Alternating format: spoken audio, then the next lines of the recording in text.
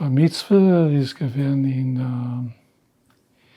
in Schule, in Tiferes Yisrael Schule, eine kleine Schule. Es gewesen im Seidenschule. Der Mann ist gegangen zweimal am Tag zu Fuß von seiner Haus in Schule, jeden Tag, in der Früh und in der Abend.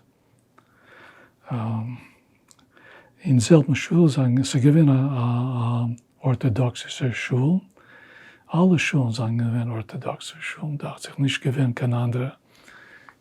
Später ist gewesen andere. Sind angekommen, es gewesen eine konservative Schule, aber ich damals schon bin gewesen ein bisschen erwachsener. Aber in meinen Kinderjahren sind gewesen nur orthodoxe Schulen. Es gewesen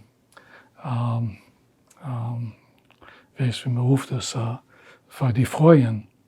Es gewesen ein höherer Platz, wo die Freuen sind gesessen, sind reingegangen mit seiner eigenen, sie gewesen Treppe raufzugehen und Männer sind mit Lust auf die Treppe. Kinder hat man ja gelost, aber nicht die Männer. Und die Freuen sind gesessen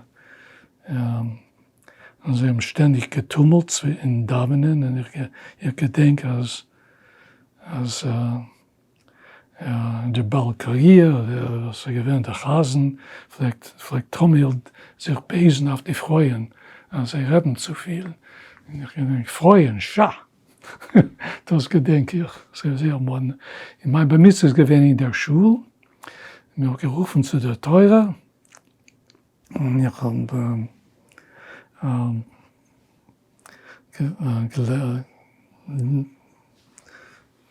gelernt den Mafter.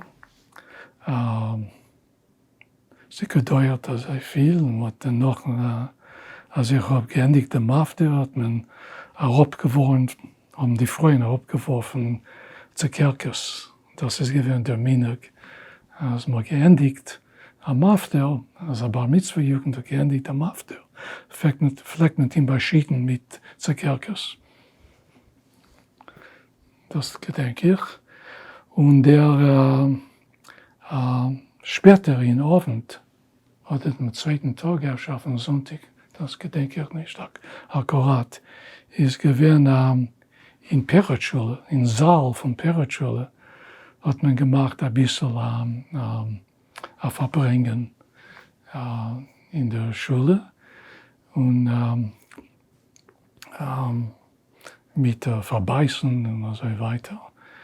Das ist, ich habe vergessen, als noch ein Mafter in der Schule, nicht in der Schule, wie ich habe zitiert, der Mafter, habe ich gehalten, hat man gemacht, ein Stückchen, ein kleines Südele für die, welche sind gewesen in Schule.